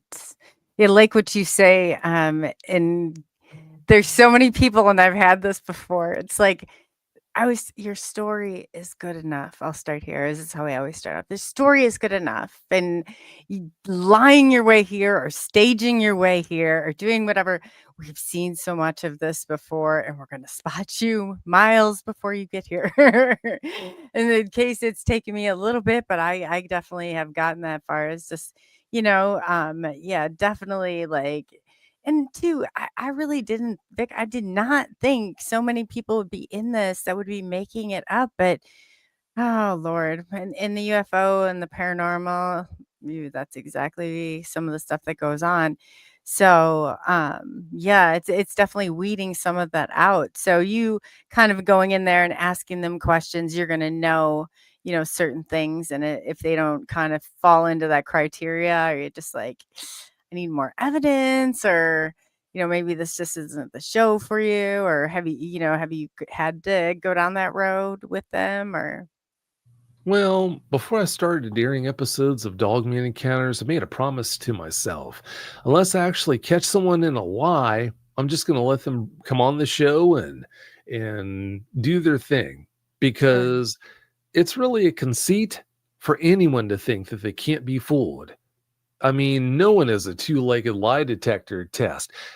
There are people who have fooled lie detectors, and no flesh and blood person is ever going to be nearly as effective at sniffing out a lie as a lie detector, a machine is, because it's monitoring things that only someone who is the best of liars can trick. Mhm. And even those machines get fooled by people. So for anyone to think for a second that they can't be fooled, they're just fooling themselves. Well, with that in mind, I would much rather play the fool myself and bring someone on Dogman Encounters who's just blowing smoke, they're lying about having their encounter or encounters, than to turn someone around at the door who actually is a bona fide Dogman eyewitness who, due to how they delivered something or whatever, when they were telling me about their experience, I mistakenly thought that they were lying to me. Think back in your life. Think how many times you've told people things where they were just smiling at you and it was clear that they just knew you're lying when in fact you're telling the truth. In a lot of cases, it's because how you delivered it. You might have said something a certain way where, okay, you sent up red flags where they were convinced you were lying. So due to that fact right there, that's why I made that promise to myself about I'd much rather play the fool and bring someone on who's lying than to turn someone around at the door who actually is telling the truth. That's a good way to be too. Yeah. If I do catch them though in a lie, as simple as lying about their name, well, they're done. Fool me once, fool you on you. Yeah. Yeah. And if they've proven that they will lie, then that's it. And that happens a lot too, where I catch them. And if I do, I show them the door. That's a good way to be. So so you want their name, like you want their real name and real, like, to check it out and then if they say, hey, and give you something wrong, then that's good because you're doing those checks and balances, and that's all like anybody could really appreciate. And I tell you, because I know how it got, I know, and weeding some of it out, and that in itself, it can be a nightmare to try and do that because you don't want to take away from somebody's story. You don't want to take away from, if they are a real experiencer and going through all this, it's like you definitely don't want to take away their story. But on the other hand of it, you don't want other people's stories to be taken away by them because they're not being honest. But seems like you got a pretty good grasp on things over there. So I think that's amazing. I really do. Well, thank you. I've had a lot of practice doing it. And no, to answer your question, I don't check out, I don't look into trying to find out what their real name is. Sometimes they'll just tell on themselves. You'd be surprised how many I people, bet, yeah. yeah, they tell on themselves. Or due to this, I'm not going to reveal what it is, or they do this, they do that. And it just tells you right away that they've lied about their name. You wouldn't believe how many people out there do that. Oh, I bet I do. And being in this, I bet I could probably just, if I didn't know, I bet I could imagine. Because we get it in just a little bit different of a way than what you get it. But yeah. Oh gosh, it's so frustrating sometimes.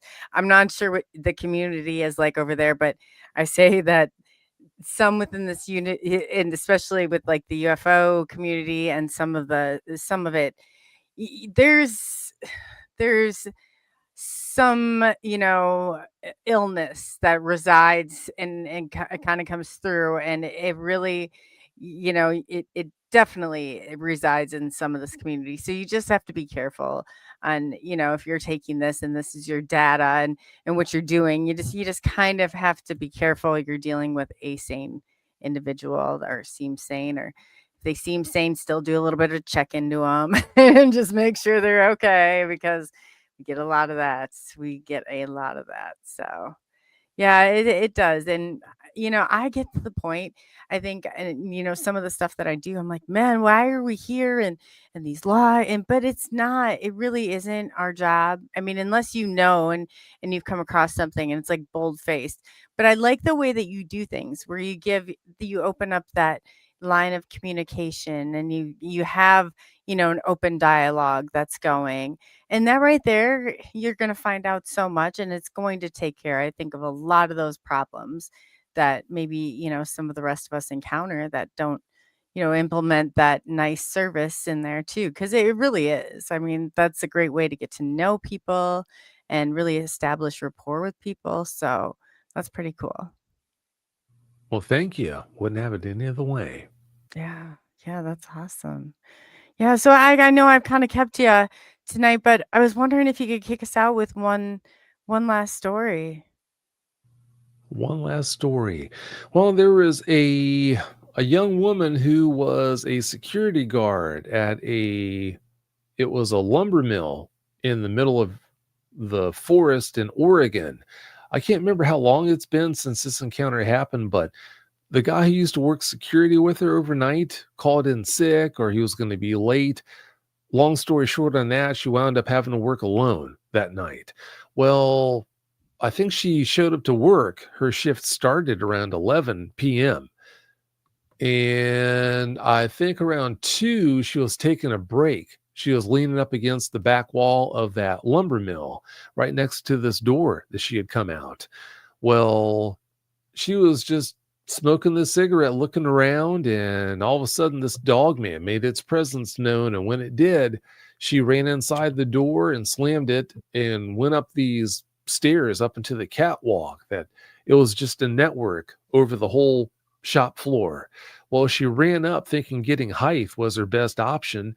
And to her horror, before she had made it to the top of those steps up into the ceiling where the catwalk was, she could feel the steps jarring and hearing the bam, bam, bam, bam, bam of something coming up behind her. So she turned around and looked, and here that Dogman was coming up the steps after her.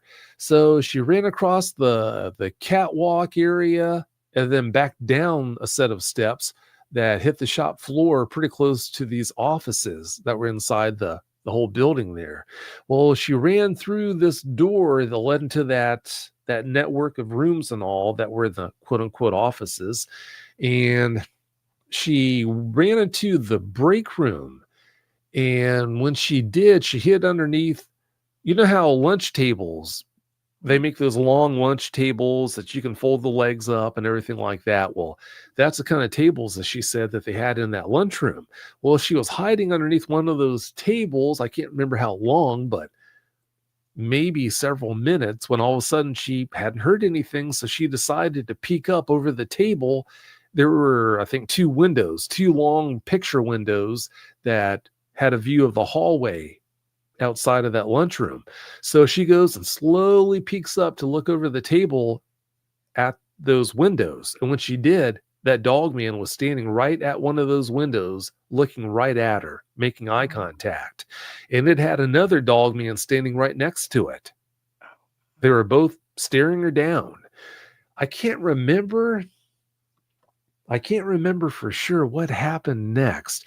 I think there was a door in that lunchroom that led outside to the front parking lot that she ran for, hit the door, and barged out into the parking lot. And when she did, she saw that the guy who was going to be coming late, he was parked right next to her truck. So she goes running up to him, hysterical. And she's trying to tell him what happened. And naturally, she was beside herself, and he was trying to console her and find out what was wrong. And she just wound up hopping into her truck and just peeling out of there. But yeah, just due to the nature of that encounter, that definitely stands out as being, it's up there for one of the more traumatic experiences an eyewitness has ever told me about. Wow. 2 of them even.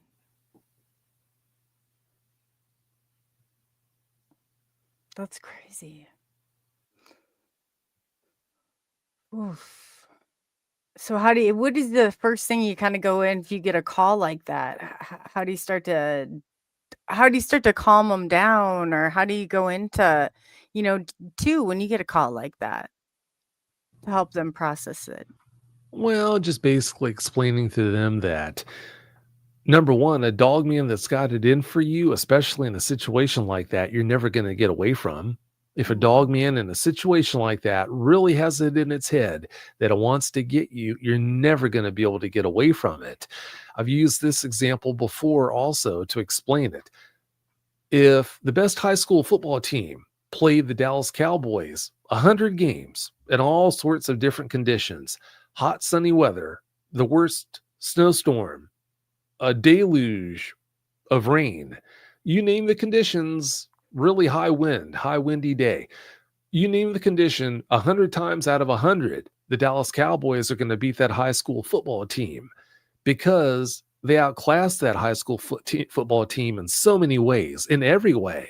Well, that dog man, physically, it outclasses you as an eyewitness in every single way. It's faster. It's more agile. It knows the woods. If you're in the woods, it knows that wood so much better than you ever will. It's not even funny. It's got every advantage. So within a certain range, I mean, if you're close to your vehicle and it's so far away it can't get to you, that's one thing. But if you're running for any kind of a distance, then that's what I'm talking about here. Time after time, I talk with eyewitnesses, and when I break it down for them and try to help them understand, look, the reason why we're having this conversation is that dog man, when it boiled down to it, it didn't want to harm you, because if it would have wanted to harm you or kill you, it would have done that. It had every opportunity. So it's just basically helping them understand that and helping them understand other things as well. It's just basically what I focus on doing. That's awesome. That's awesome. So tell people where they can find you and your channels and what nights of the week to look for you. Well, the first podcast I want to put out there and promote is my new Dogman podcast, Dogman Tales. If you're looking for a good podcast to go to sleep to, that's it. But yeah, Dogman Tales, it features fictional stories about dogmen. I don't hide the fact that they're fictional stories on Dogman Tales, but on Dogman Encounters, it's a real thing. These are real encounters. If you want to listen to Dogman Tales, it's not available on YouTube, but you can listen to Dogman Tales, and it is spelled Tales, Dogman Tales. You can listen to it on your favorite podcast app. Oh, So yes. On Spotify, you're on all of them: you're Spreaker, on- Spotify, iHeartRadio, Amazon Music, Apple Music. Yeah, any way that you can listen to a podcast, you can listen to Dogman Tales or any of my Awesome. podcasts. But yeah, as far as Dogman Encounters would go, if you've had a Dogman encounter that you need help coming to terms with, or if you want to be a guest on Dogman Encounters Radio to tell my listeners about your experience or experiences, then please go to dogmanencounters.com. And also, if you go to dogmanencounters.com, it'll have links for different ways to listen to the show there too. But as far as the Bigfoot podcasts go, Bigfoot Eyewitness Radio, you can listen to all those episodes using your favorite podcast app. And my Bigfoot sighting, you can listen to that podcast using your favorite podcast app or YouTube if you prefer it that way. So it makes it pretty easy. Yes. So if you go to the description and go ahead and click that description, I have Vic's social media links in there and where to find his podcast. And to Vic, I'll just have you double check that list when we're done. And if there's anything that I need to update, I will get it updated in my side of the system, so that will go out to everybody. But yes, check out, they're in there. The YouTube links are in there. His website links are in there. Definitely go and check it out. Make sure to like, subscribe, comment, and share. And what nights of the week are your shows on, Vic? Well, the Bigfoot podcasts, those nights vary. I mean, sometimes I'll release 3 episodes of Bigfoot Eyewitness Radio throughout the week on various nights. And my Bigfoot sighting, sometimes I'll release more than 1 episode of that per week. So, yeah, that's kind of all over the place. But as far as Dogman Tales go, Dogman Encounters, I always release new episodes on Friday unless something happens to the eyewitness on Dogman Encounters. But Dogman Tales, I just produce that. So that's like clockwork every Friday night. Sometimes I'll publish more than 1 episode of Dogman Encounters in a week. Sometimes there's a Monday night show in addition to the Friday night show. But yeah, it's something I always try to shoot for at least a Friday night episode. Oh, that's awesome. And again, if anybody needs to report this, they have a Dogman situation, where do they find that information, or how do they come in contact with you for that? If they've had a Dogman encounter that they want help with, or if they Yes. want to come on Dogman Encounters Radio, then yeah, they would just need to go to dogmanencounters.com and then submit a report. If you submit a report, then I'll contact you to schedule a phone consultation and we'll take it from there. Awesome. Awesome. Well, Vic, how exciting. I would love to hear about this. I accidentally hit my microphone. In leaving, I guess today, I definitely, you've blown my mind. I have to go through, and next time I have you on, I'm going to read everything I can possibly read on Dogman and do my research. He's he's outside of that, but I am getting to know him, and I would love to know more about him. So I appreciate everything that you're doing in the community and helping the people and everything else. I mean, that is amazing to hear that you're doing that. So that's awesome. In closing, is there anything else that you want to leave with the people, or any words of wisdom, or, I guess any parting words? Well, the only parting words I want to put out there is if you happen to have a Dogman encounter, I can totally understand how it can seem like the end of the world, depending on how traumatic it might be. But yeah, understand you're far from the only person to have an encounter with one of these guys, and there's definitely help out there. So please keep that in mind. If you do have an encounter, you know where to go for help if you have one. So please don't forget that. Awesome. Well, thank you, Vic. And I very much appreciate it. And I will be in touch soon. So, yes, wasn't that amazing? Vic is amazing. He comes so highly recommended too. Jessica Jones is like, she's like, oh, Vic, he's one of her. And I remember when she was on Spaced Out Radio and she was having Vic on. So that was very, very cool.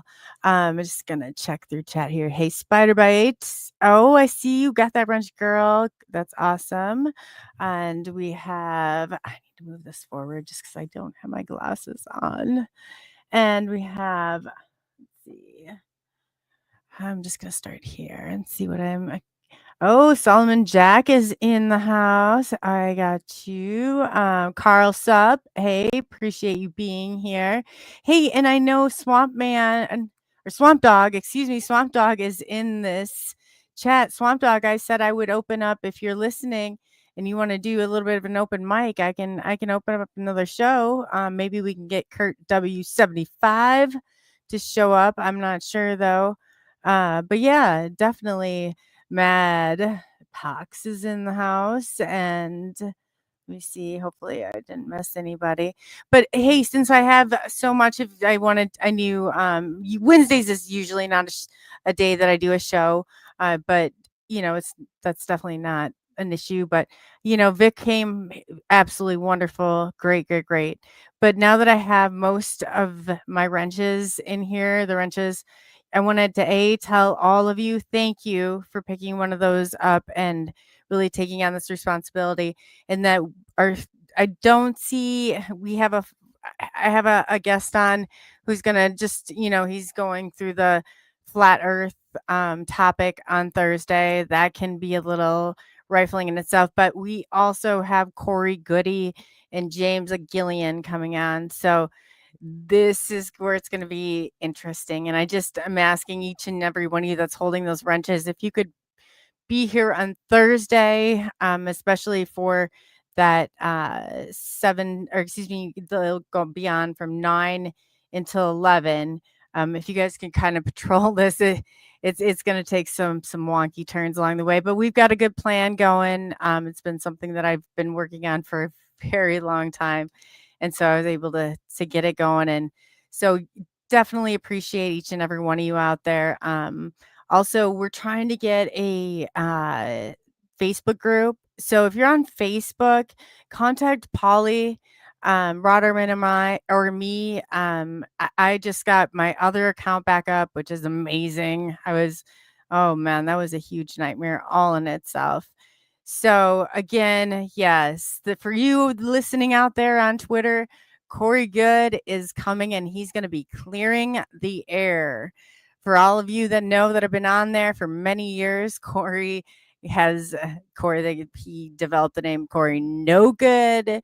He's been accused of the blue chicken, and he is willing. I talked to him, and he is willing to go there, and we are willing to hit all of this stuff and bring it to you. So yeah, it's definitely time for him to clear the air. It's been too long, and I think that if anybody can see this in a different light, it's many of us out there. So yeah, so if anybody in chat, I wasn't sure if anybody had any dying desire to do an open mic tonight, but if you don't, you do. See. Oh yeah, Shane. I know. Yeah, that'll be fun. That's on at 7. Yes, that's our flat earther. I'm right up there. I'm so excited to see this because I allude to stuff and make stuff comments all the time. So it will absolutely be great. And if you haven't done so far and you like what you hear, please go ahead and hit that like, subscribe. Go ahead and comment, and please share with your friends and family. That's a way to get it going and to get the information around. But yeah, so I really, I guess I wanted to hear from chat, make sure in chat that you guys are doing good. Doing good. Everybody's doing good. Anybody want an open mic? I can throw something on, or are we done for the night? And maybe, I'll see. Go on, guys. Keep it going. Solomon Jackson's like, keep it going. Yeah. I didn't know if I would there's a few people. Jessica Jones is like, hi, I'm in my pajamas. And I was like, I know what that feels like. I can't even pressure her. I know what that feels like. So Kurt, Spider Bite, you want to come on for a minute? I mean, it's totally up to you. I could switch over to another stream and we could do that if you wanted to. Or Solomon Jacks. I don't know if, I wish I had the phone line hooked up. I will get that done. Well, probably not by tomorrow, but by the weekend, I'll definitely have it done. And with that being said, hello, everyone, Ohio Bigfoot researchers. Hey, so how about you? Here, let's see. A question. Okay. Yeah. Oh, we can do this. It says, so how about you, Coley? How did you get started with this? Oh, fair enough. Touche. With Bigfoot, well, let me start with everything. I grew up as a medium, so spirits were my life. UFOs encountered me in 2017, and that's when I became, Bigfoot, I've gotten so close to. I was always open to it. I grew up hearing about Bigfoot, Sasquatch, whatever you want to call it. Don't yell at me if I'm like politically or whatever incorrect on this, but Sasquatch, I've been out quite a few times. I've gotten sticks, like stick structures. I've gotten like the smells, the everything, but I have not come face to face with Bigfoot yet. But in groups, I mean, I've been out several times. And then too, and just understanding what is the difference between, if I'm really in this, like, and I just wonder, the more you get into the cryptids, the more it starts tying me into the paranormal. So that's where I kind of get lost a little. I'm thinking, I suspect so much of it is like either paranormal or some of this demonic type stuff, but I don't know. I really don't. Me saying that is only speculation. It's a theory I will try out in the field when I'm out there and practice. But yes, that's a good question. That's a very good question. Yeah, thank you for that. Anybody else? Oh, was that UFO in Dubuque? Carl. So there was many after, but the first one I came in contact with was out between Bernard and Cascade. It was at a place called St. Patrick's Church. It's right there if you're going down to, I'm trying to think of Lake Delhi. There'd be like a back to Lake Delhi right there. But if you look up St. Pat's Church, it's right there. And they had one hell of a paranormal, like, at this church. It was the only place, like, you go in, it was like 1800s, and it had this lock, and it was like, the only lock is like this. It was one of the old locks, like, to lock yourself in. There was no way. But when we would go in there, something would turn that lock and lock us in. And it wasn't until we're like, no, you can't lock us in here, did it even stop. So yeah, it was definitely crazy in there, but should tell you kind of the land. And that's also, Carl, where we heard something growling and running around us really fast. And we never were able to put a finger on it. My neighbor thought it sounded like a bear. It just sounded really loud is all I know, but definitely. So yeah, that's where it was. You should definitely Google Earth it and see what you think. But there's been a couple things, and my brother and my son, they saw their first UFO right in the back roads, right in the same area as that church, So, let's see if we have any more questions. Whoops. Got one out in the garage. I don't know if this is good or not, but yeah, I don't know where that is. A lot of people say, let's see what some of you guys got to say here. A lot of people say that they are the same thing, projecting image from floating around. Yes, I hear that too. I was not sure if that's what was going. You'd never know. That's why I was kind of trying to find, like, how do you decipher between the two? Because there's so many different. And the more that I get to know, everybody in the cryptid field and stuff, the more I'm able to understand. But even talking to Jessica, she's like, oh, there's this, and these are the types of things that, the characteristics that they have. And I feel like there should be a book. Somebody needs to write this book so we can, like, flip it open and we know the characteristics, and we go to people, because a lot of people are collecting this data, and this could be useful. It really could be. I mean, if MUFON had a handbook, I would have definitely grabbed it and read it, and at least I was in it. But yeah, it really is kind of scary I don't know if it's more scary, like, whatever. I think it is that they don't have that step 2. Like, we're step 2. I don't know. UFOs are seen in the same area as giant. Oh, sorry. I was reading Spider by. I should put it up here so everybody can see it. UFOs are seen in the same area as the giant. Built a UFO viewing platforms near here. Oh, that's interesting. That's fascinating. Then don't understand your own rules. You can manifest. Oh, don't underestimate your own role. Ah, I like that. Solomon Jacks, I like that. That's good. That's good. Yes. And if any of you are in this area, Carl Sup is coming through, and we're going to kind of do a little meetup and go out and do some you know, now don't get mad at me for saying this. It's a squatching, but I say the squashing because I think of the Bigfoot squashing. But no, we don't go. We're not like literally squashing. But yeah, if anybody is in this area in Iowa, he's going through like Nebraska. Like it's not that far if you're driving. I mean, if you're in the Midwest at some point, we can kind of, and I'm sure Carl does get around to some different places too. But he happens it was crazy. I was doing an interview with him, and here he's talking, and it was about the same place I was going to go out Sasquatching to that night. And he's like, I've already, like, he knew it in and out. And I was like, man, this is crazy. What are the chances? So yeah, he said he's going to be coming through town. And we would definitely like to get a group together. I don't know if anybody's interested in making it into the tri-states. And like I said, it would be right around the Dubuque, Iowa area. If this is not a far drive from you and you think that you'd be interested in it, please leave a comment. Let somebody know that's on my team, or let me know, and we'll get you down. And yeah, I think it'll be a lot of fun, Carl. I definitely think it will be something that builds, definitely. So we're all about it. We're super pumped around here for that. So oh, well, I only have to swim. The Arctic or teleport. Yes, I know. Now I see where that is coming from. Let's see here. Oh, Carl. Carl says not sure when, but I'll ask around. Carl, we should start feeling around, and I could ask and throw some stuff out too to the local people. But yes, definitely don't underestimate.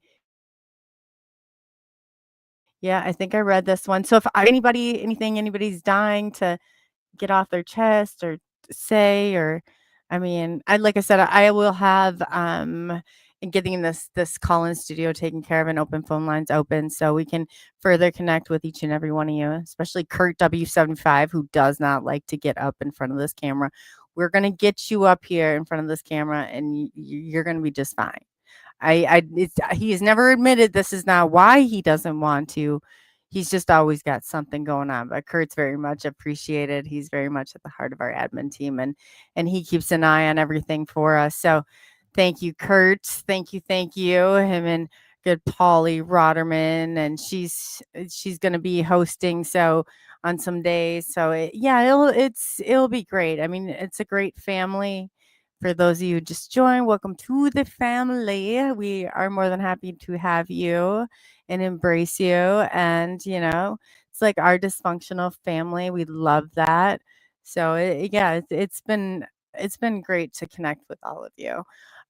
Again, we are going to be back on Thursday. We have a 7 p.m. and that will be our flat earther coming. And he says he's got an argument, or he's got I shouldn't say argument, that's a bad way of putting it, but he's got information that he claims will help people to understand and put an end to us thinking people are still hanging upside down off the planet somewhere, or however you want to word that. And so I look forward to it. So we're going to give him an open mind. And even though it's like maybe put a trigger warning on there, he's excellent. You really will like him. And then the second part, which I'm super pumped about, and the reason I'm super pumped about it is I've been working on this interview for months. So months. Yeah, but we finally nailed it down. The call I got, it was super quick. It wasn't like, hey, here you got a couple weeks. It was, hey, here you got 2 days. Can we do this? And I was like, yeah, we got it. And so we got Corey Good on, and with James Gillian, and it will be amazing. And so you wrenches, I'm like, you have my ultimate respect. If you have any I trust your judgment. If you could be here and really monitor those chats, it would be greatly appreciated, because especially if the Twitter crew starts coming over, I'm not sure how much, if they're but that's the main problematic area we're going to be addressing. And like right now, and I love Twitter, I love you guys. there's about 200 live listeners right now alone just on Twitter. So we want to get this Corey interview out. We want to give Corey the opportunity to answer some of these questions for himself.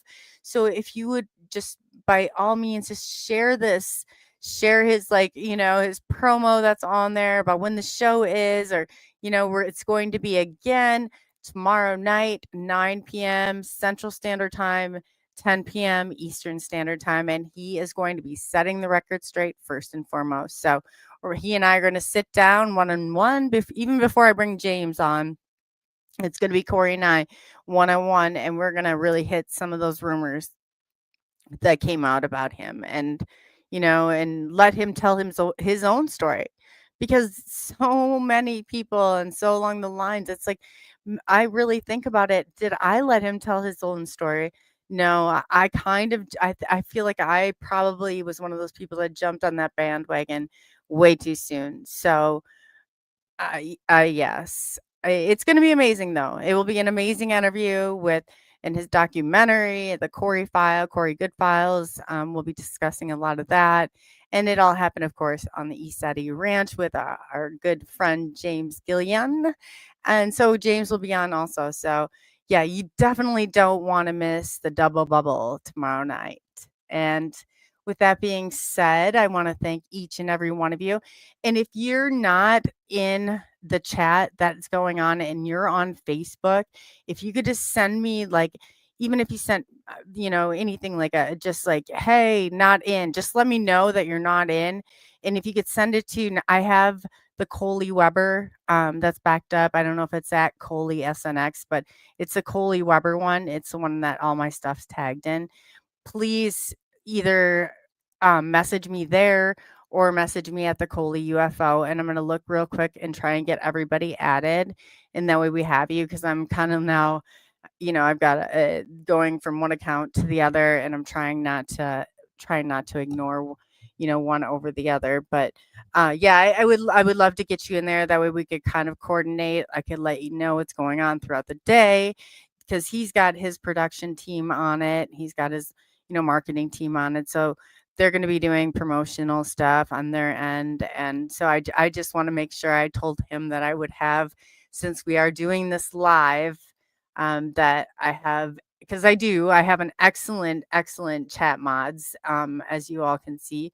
And I firmly believe that they can handle it and will do a good job. So, and with that being said, I love you all, and thank you for taking the journey into the unknown with SNX Radio. Again, I'm Coley Weber, and I was your host tonight, and I'll be seeing you guys tomorrow. So with that being said, we're going to have fun tomorrow. We are going to have some fun. These they ain't lying. UFOs in the night we're flying.